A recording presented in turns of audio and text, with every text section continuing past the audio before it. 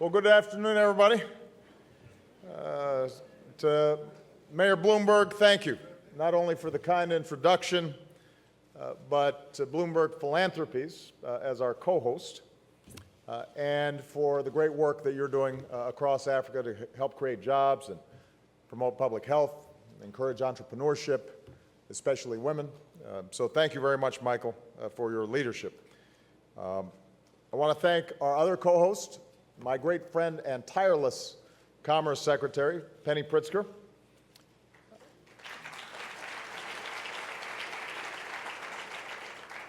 I want to welcome all of our partners who are joining us from across Africa, heads of state and government, and let me welcome the delegations from Sierra Leone, Liberia, and Guinea, with whom we are working so urgently to control the Ebola outbreak and whose citizens are in our thoughts and prayers today.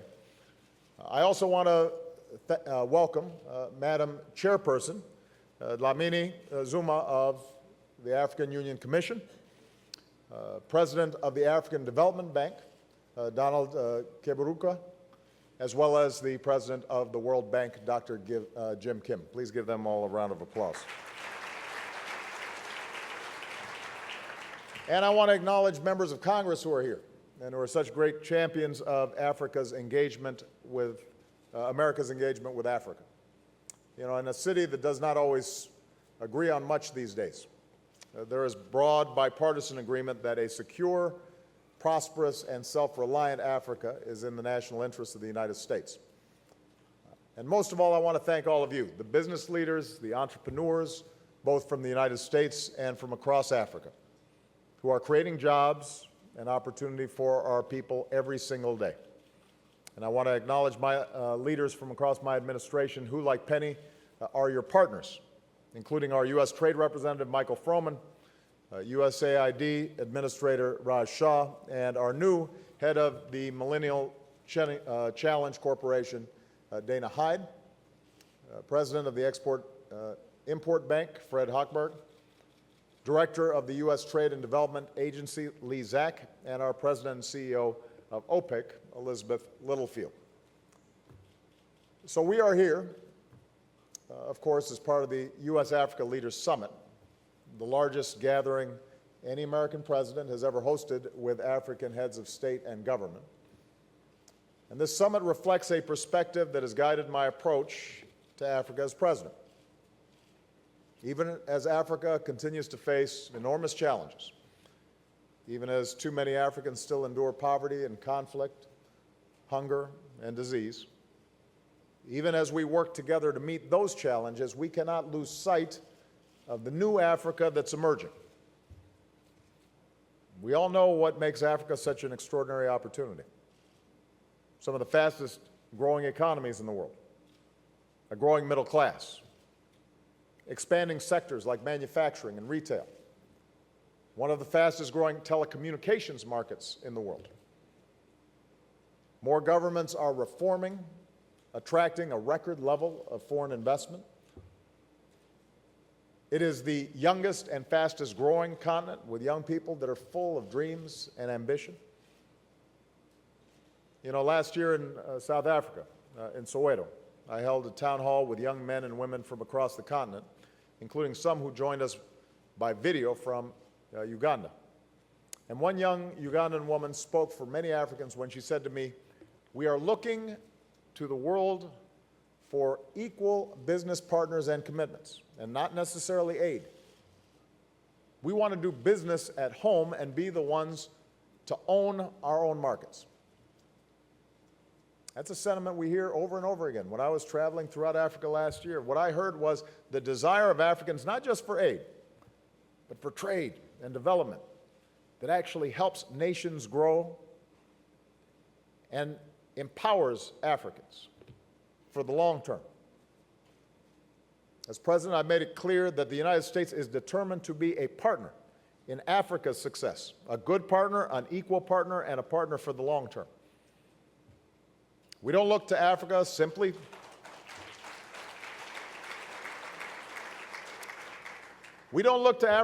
for its natural resources. We recognize Africa for its greatest resource, which is its people and its talents and their potential. We don't simply want to extract minerals from the ground for our growth. We want to build genuine partnerships that create jobs and opportunity for all our peoples and that unleash the next era of African growth. That's the kind of partnership America offers. And since I took office, we've stepped up our efforts across the board. More investments in Africa, more trade missions like the one Penny led this year, and more support for U.S. exports. And I'm proud that American exports to Africa have grown to record levels, supporting jobs in Africa and the United States, including 250,000 good American jobs. But here's the thing, our entire trade with all of Africa is still only about equal to our trade with Brazil, one country. Of all the goods we export to the world, only about 1% goes to sub-Saharan Africa. So we've got a lot of work to do. We have to do better, much better. I want Africans buying more American products. I want Americans buying more African products. I know you do too, and that's what you're doing here today.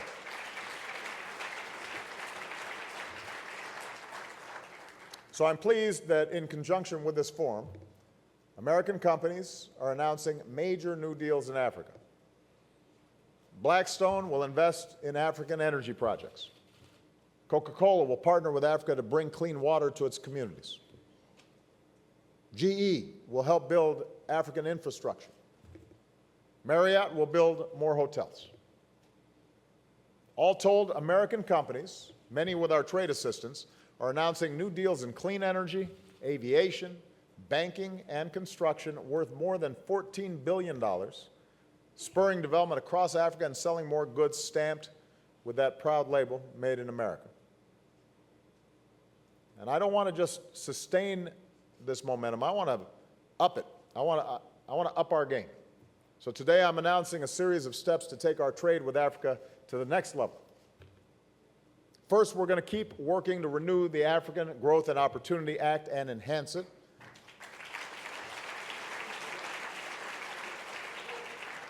We still do the vast majority of our trade with just 3 countries, South Africa, Nigeria, and Angola. It's still heavily weighted towards the energy sector. We need more Africans, including women and small and medium-sized businesses, getting their goods to market. And leaders in Congress, Democrats and Republicans, have said they want to move forward. So I'm optimistic we can work with Congress to renew and modernize AGOA before it expires, renew it for the long term. We need to get that done.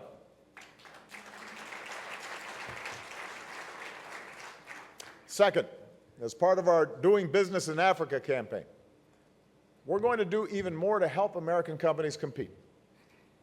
We'll put even more of our teams on the ground advocating on behalf of your companies. We're going to send even more trade missions. Today, we're announcing $7 billion in new financing to promote American exports to Africa. Earlier today, I signed an executive order to create a new President's Advisory Council of business leaders to help make sure we're doing every single thing we can to help you do business in Africa.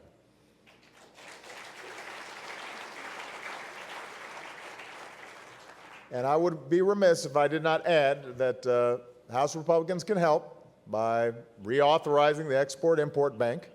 That is the right thing to do.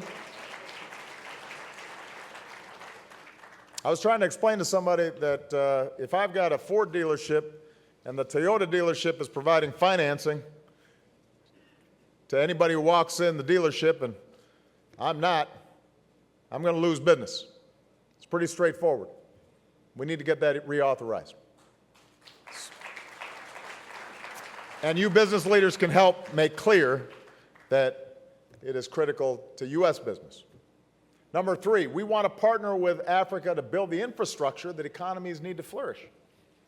And that starts with electricity, which most Africans still lack. And that's why last year, while traveling throughout the continent, I announced a bold initiative, Power Africa, to double access to electricity in sub-Saharan Africa and help bring electricity to more than 20 million African homes and businesses.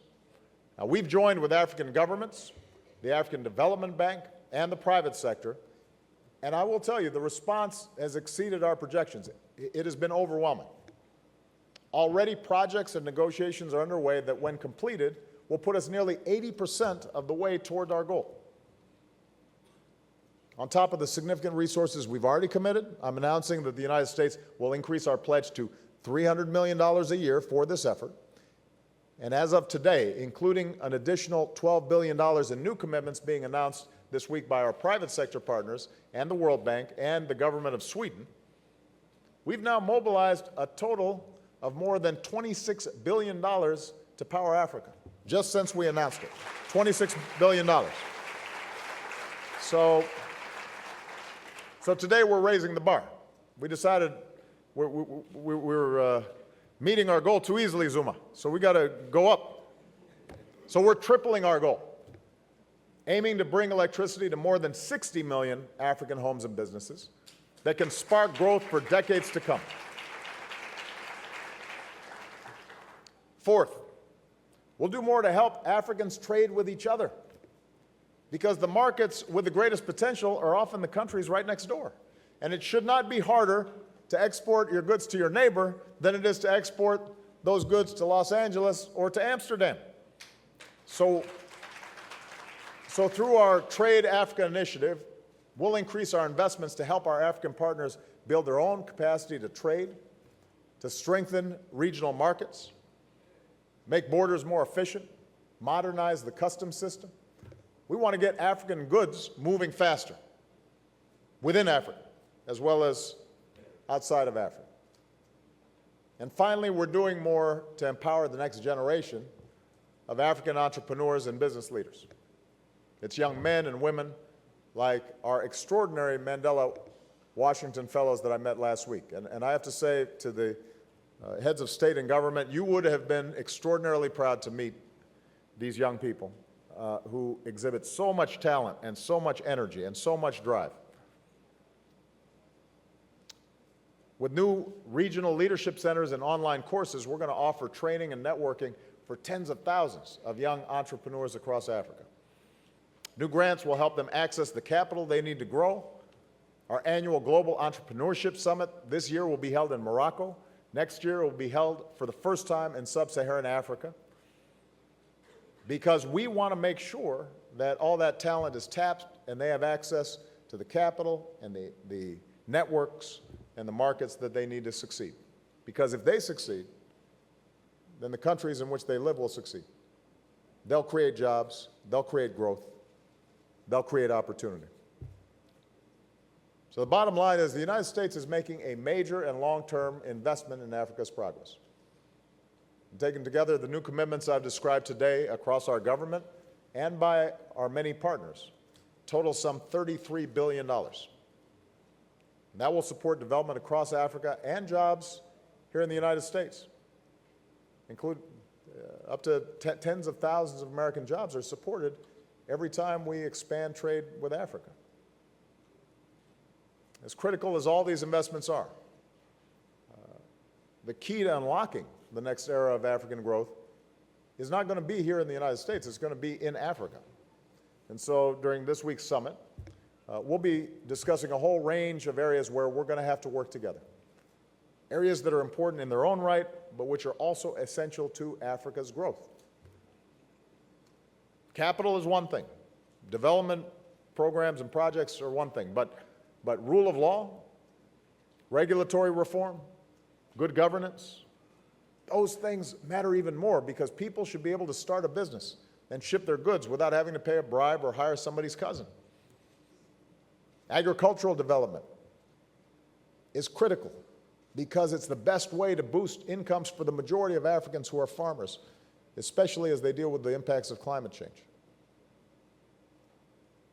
Rebuilding a strong health infrastructure, especially for mothers and children, is critical, because no country can prosper unless its citizens are healthy and strong and children are starting off with the advantages they need to grow to their full potential.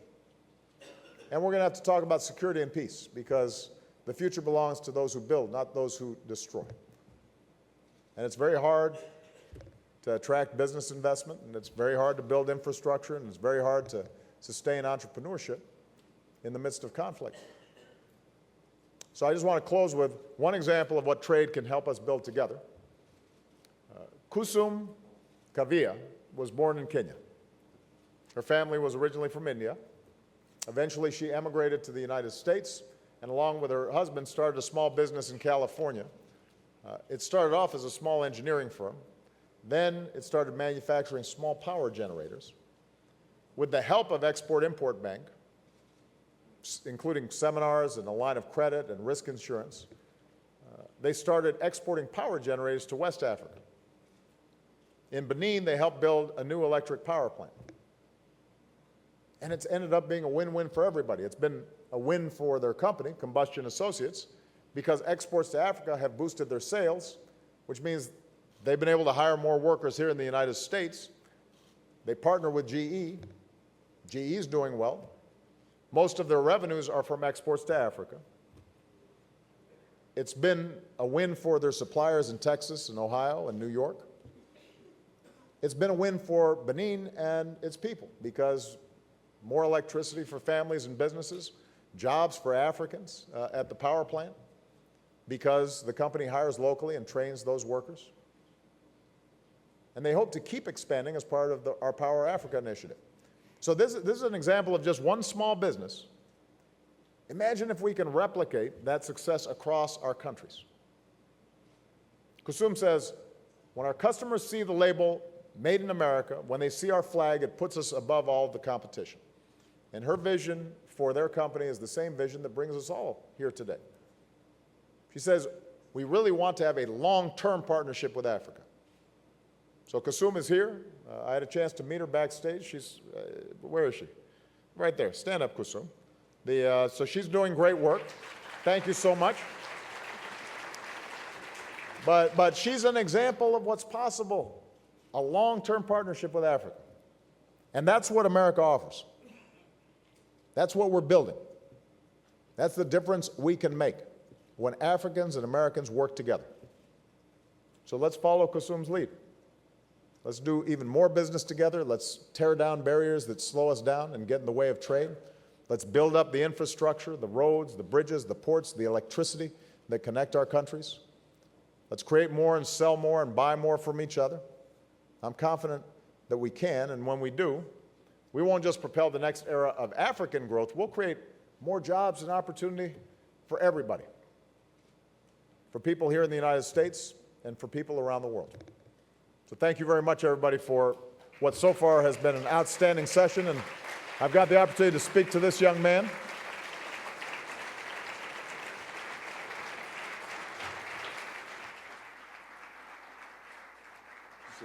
Thank you. Yeah, please. Thank you. Go ahead. So thank you very much, Mr. President, for this opportunity. I'll start by wishing you a belated birthday. Thank you. Thank you very much. Have you introduced yourself to everybody? I wanted to really jump into the Yeah, go ahead issues. and introduce yourself. Right, so anyway. No. Come on. You. I'm Takunde Chingonzo. I'm a young entrepreneur. I'm 21. I'm from Zimbabwe, and I'm working in the wireless technology space. We're essentially liberating the internet for Zimbabweans. So, And let me just, this is an example of our young African leaders. In fact, this is the youngest young African leader.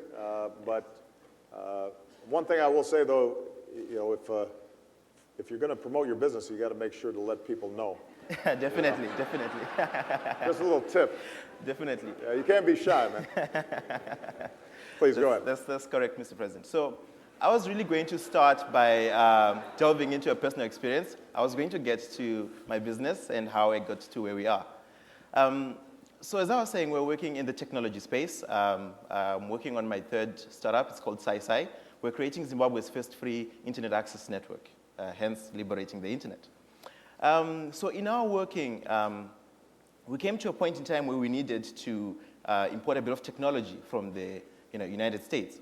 And so we were engaging in conversation with these US-based businesses. And the response that we got time and time again was that, unfortunately, we cannot do business with you because you're from Zimbabwe. And I was shocked, this doesn't make sense. And so this is the exact same experience that other entrepreneurs that are in Zimbabwe have gone through, even through the meetings that I've had here. You sit down with potential investors, you talk about the project, the outlook, the opportunity, the growth and all that, and they're excited. You can see, all systems are firing, right? And then I say I'm from Zimbabwe, and they look at me and they say, young man, this is a good project, very good, but unfortunately we cannot engage in business with you. And I understand that the sanctions that we have as Zimbabwe, that are imposed on entities in Zimbabwe, these are targeted sanctions, right? But then we've come to a point in time where we as young Africans are failing to properly engage in business with US-based entities because there hasn't been that clarity. These entities believe that Zimbabwe is under sanctions. So what really can we do to try and clarify this, to make sure that we as the young entrepreneurs can effectively develop Africa and engage in business? Well, obviously, the situation in Zimbabwe is somewhat unique. The challenge for us in the United States has been how do we balance our desire to help the people of Zimbabwe with what has frankly been a repeated violation of basic democratic practices and human rights inside of Zimbabwe. And we think it is very important to send clear signals about how we expect elections to be conducted and governments to be conducted, because if we don't, then all too often, with impunity, the people of those countries can suffer. But you're absolutely right that it also has to be balanced with making sure that whatever structures that we put in place with respect to sanctions don't end up punishing the very people inside those countries. My immediate suggestion, and this is a broader point to all the African businesses who are here, as well as the U.S. businesses, is to make sure that we're using the Department of Commerce and the other U.S. Agencies where we can gather groups of entrepreneurs and find out exactly what can be done, what can't be done, what resources are available. It may be that you and a group of entrepreneurs in Zimbabwe are able to meet with us and propose certain projects that allow us to say this is something that will advance as opposed to retard the progress for the Zimbabwean people. So what I'd suggest would be that we set up a meeting and we find out what kinds of things the young entrepreneurs in Zimbabwe want to do and see if there are ways that we can work with you consistent with the strong message that we send about good governance in Zimbabwe. I see. Yeah, because the point of emphasis really is that as young Africans, we want to converse with other business entities here in the U.S. And if these sanctions are really targeted, then in honest truth, they aren't supposed to hamper the business that we're trying to engage in, the development that we're talking about. Let's see if we can refine them further based on some of the things you're talking about. No, that's all right. Now, there have been a good number of investments that have been announced here, multi-billion-dollar investments in Africa, and we are really, excited. And there's been a lot of talk about how, the public and private partnerships are the vehicle through which this investment will come into Africa. But I would really want to bring you to a point of clarity. I believe that the private sector is stratified in itself. We have the existing, indigenous businesses in these countries that we are hoping to invest in. And this is where usually the funding comes through the partnerships and all that, and that is well and fine. But then underneath that, we have these young upcoming entrepreneurs, the innovators, those that come up with products and services that disrupt the industry. And this is the innovation that we want in Africa, to build products by Africans for Africans. But in most cases, and what we've seen over the past years, is that indeed this investment comes through, but it never cascades down to these younger entrepreneurs, the emerging businesses. And so the existing businesses then form a sort of ceiling which we cannot break through. Right. When it comes to investment, when we're talking about solving unemployment, I would believe that it's more realistic to assume and understand that the probability of 10 startups employing 10 people in a given time period, it's more realistic than one indigenous company employing 100 people. So what really has been, or rather, has there been any consideration in these deals that have been structured, in the investments that you announced, to cater for the young entrepreneur who's trying to innovate to solve, the problems in society? Well, first of all, I think for the business leaders who are here, both African and U.S., it's hard being a startup everywhere. That's true. Because part of what you're describing is typical of business around the world. Folks who are already in, they don't necessarily want to share. They don't want to be disrupted. If there's a good opportunity, they'd rather do it themselves. If they see a small, up-and-coming hotshot who might disrupt their business, they may initially try to block you, or they may try to buy you out, or and getting financing for a startup is always going to be difficult. You hear that from entrepreneurs here in the U.S. as well. True. Having said that, what is absolutely true is that as we think about the billions of dollars that we're mobilizing, we want to make sure that small businesses, medium-sized businesses, women-owned businesses, that they have opportunity. And so my instructions to all of our agencies, and hopefully the work that we're doing with all of our partners, is how can we identify, target financing for the startup? How can we identify and link up U.S. companies with small and medium-sized businesses and not just the large businesses? And I think you are absolutely right that by us trying to spread investment, not narrowly through one or two companies, but more broadly, that the opportunities for success in those countries are higher.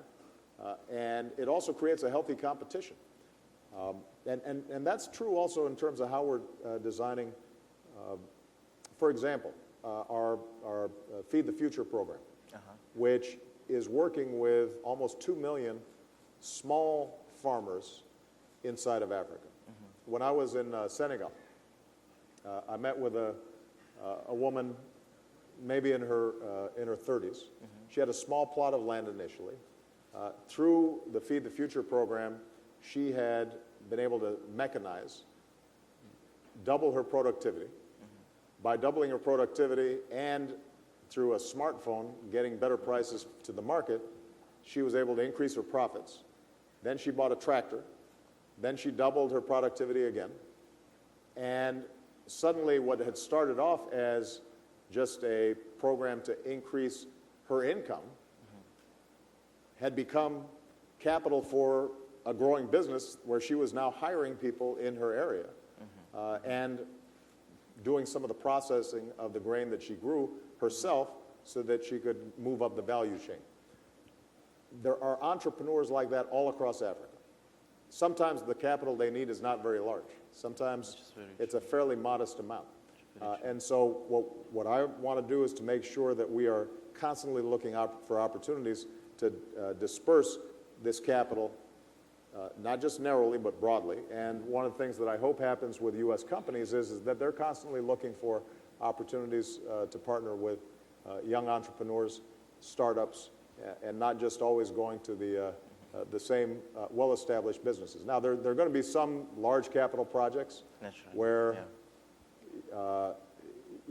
you've got a good, solid, established company. Hopefully, they themselves have policies with respect to their suppliers that allow them to start encouraging and growing small businesses as well. Exactly. And on that note, I'm glad that you acknowledged that, and I hope that even in these deals, in the investments that we're talking about, that one of the conditions be that those large organizations that are getting investment have policies that cascade downwards to people at the grassroots.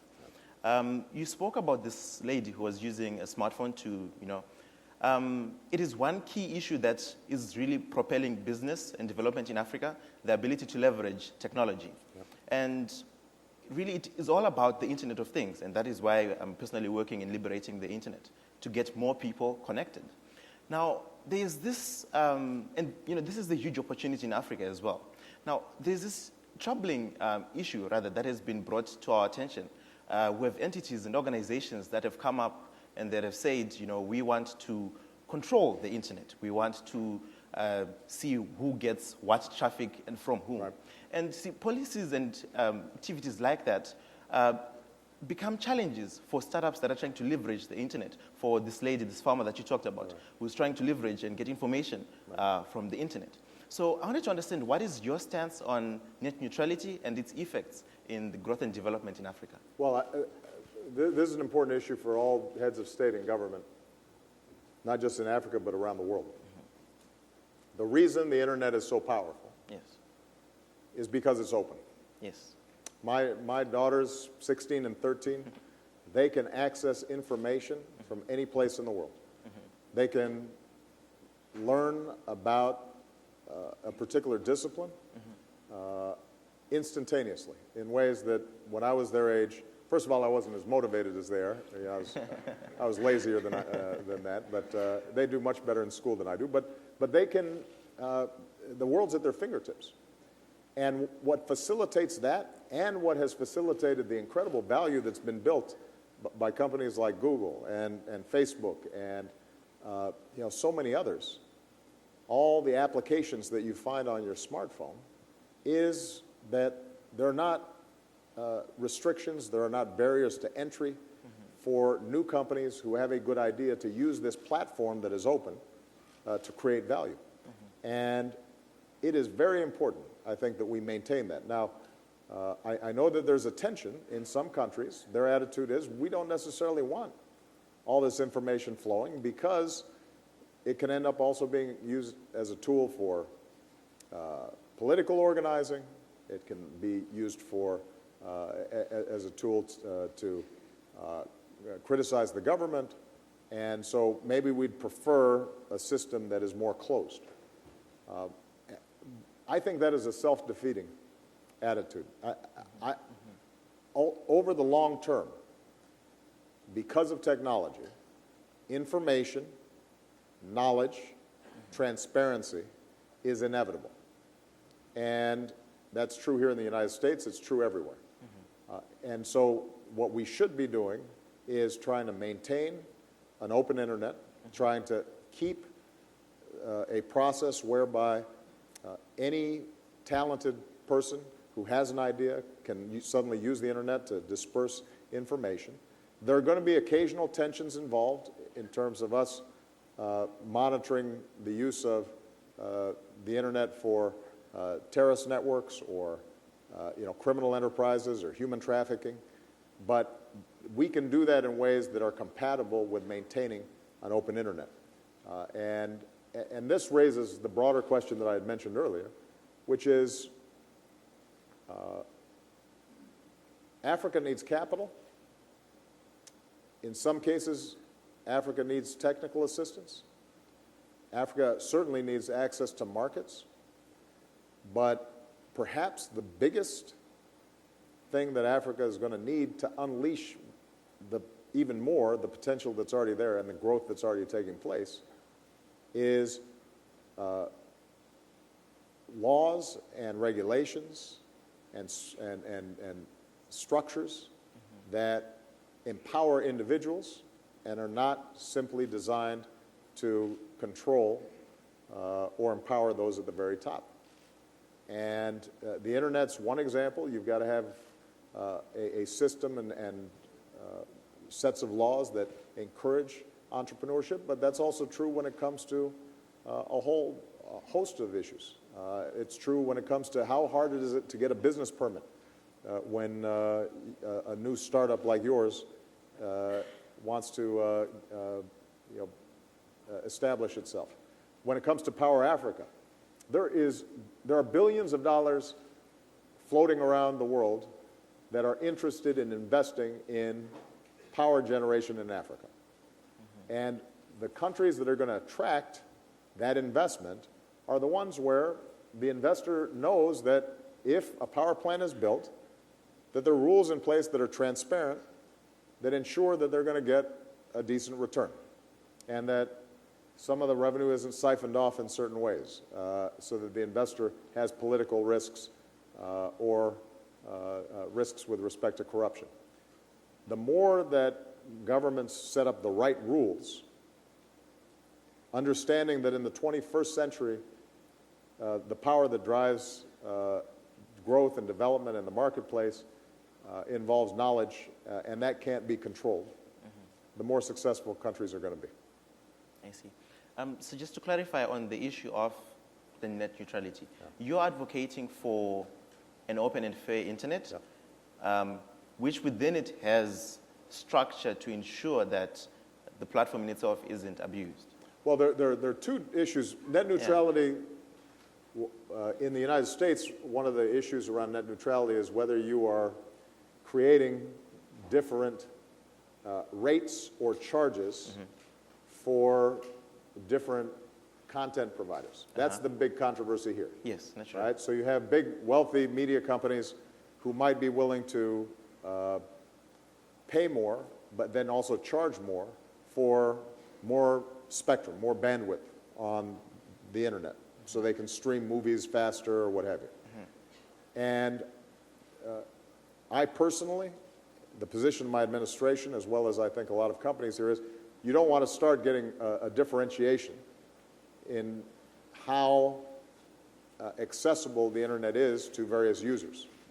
You want to leave it open so that the next Google or the next Facebook can succeed. There's another problem, though. There are other countries, and I think this is what you're alluding to, that feel comfortable with the idea of controlling and censoring internet content in their home countries and setting up rules and laws about what can or cannot be on the internet. And I think that not only is going to inhibit entrepreneurs who are creating value on the internet, I think it's also going to inhibit the growth of the country generally, because closed societies that are not open to new ideas, eventually they fall behind. Eventually they miss out on the future because they're so locked into trying to maintain the past. I see. Thank you for the clarity. I think because we're out of a bit of time, I'll ask my final question.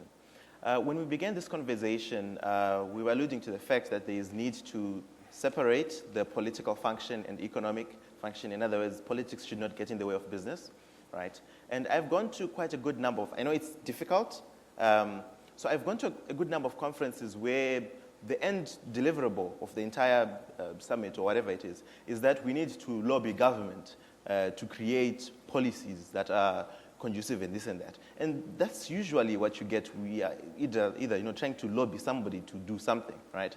And in turn, governments come up and say, yes, we promise to come up with this and that and this and that. And that's a whole political sphere of things. My question is, apart from that, what can we as business leaders, as the private sector, what can we do sort of independently what can we do to create this economic environment that fosters for the growth and development of Africa as a continent? Well, look, although this isn't always a popular position here in Washington these days, the truth is that government really can help set the conditions and the framework for markets to function effectively.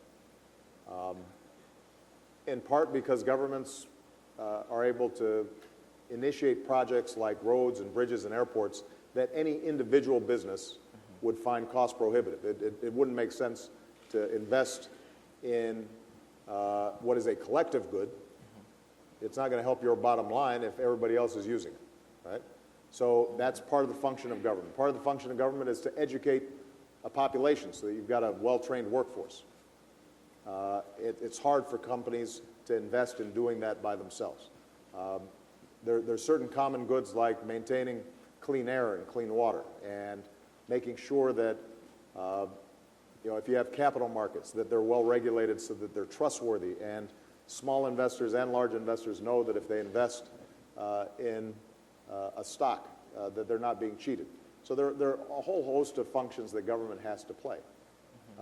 But in the end, what drives innovation typically is not what happens in government, is what's happening in companies. And what we found in the United States is that companies, once they've got the basic rules and they've got the basic platform, they are able to create value and innovation and cultures that encourage growth. And I think that African entrepreneurs are going to be the trendsetters for determining how societies think about themselves and ultimately how governments think about these issues. The truth of the matter is that if you have big successful companies, or you've got widespread entrepreneurship, and you have a growing middle class, and practices have been established in terms of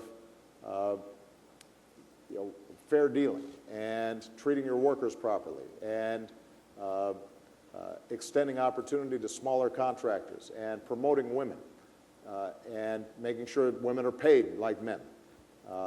And suddenly what happens is businesses create new norms and new sensibilities. And governments oftentimes will respond. And so I think in Africa, what I'd like to see more and more of is partnerships between American businesses, between African businesses. Some of the incredible cultures of some of our U.S. businesses that do a really good job promoting people and maintaining a meritocracy and treating women equally and treating people of different races and faiths and sexual orientations fairly and equally, and making sure that there are typical norms of how you deal with people in contracts and respect legal constraints. All those things, I think, can then take root in a country like Zimbabwe or any other country. Hopefully governments are encouraging that, not inhibiting that. They recognize that that's how the world as a whole is increasingly moving in that direction. And over time, you will see an Africa that is driven by individual entrepreneurs and private organizations, and governments will be responsive to their demands. I think the one thing I want to make sure people understand, though, is it's not an either-or issue. Government has a critical role to play. The marketplace has a critical role to play. Non-profit organizations have a critical role to play. But the goal and the orientation constantly should be, how do we empower individuals to work together? And if we are empowering young people like you all across Africa, if we've got a 21-year-old who's already started 3 businesses, we got to figure out how to invest in him, how to make it easier for him to succeed. If you succeed, you're going to then be hiring a whole bunch of people, and they in turn will succeed. And that's been the recipe for growth in the 20th century and the 21st century. And I'm confident that Africa is well on its way. America just wants to make sure that we're helpful in that process, and I know that all the U.S. companies who are here, that's their goal as well. We are interested in Africa because we know that if Africa thrives and succeeds, and if you've got a bunch of entrepreneurs, they're going to need supplies from us, maybe. Or they may supply us with outstanding products. They're going to have a growing middle class that wants to buy iPhones or applications from us. In turn, they may provide us new services, and we can be the distributor for something that's invented in Africa. And all of us grow at the same time. That's our goal, and I'm confident that we can make it happen. And this summit's been a great start. So I want to thank you for doing a great job moderating. I want to thank all the leaders here, not only of government, but also business, for participating. There's been great energy, great enthusiasm. I know a lot of business has gotten done. If any of you are interested in investing in this young man, let him know. All right? Thank you, guys. Thank you. Thank you very much. All right. Appreciate you. Thank you so much.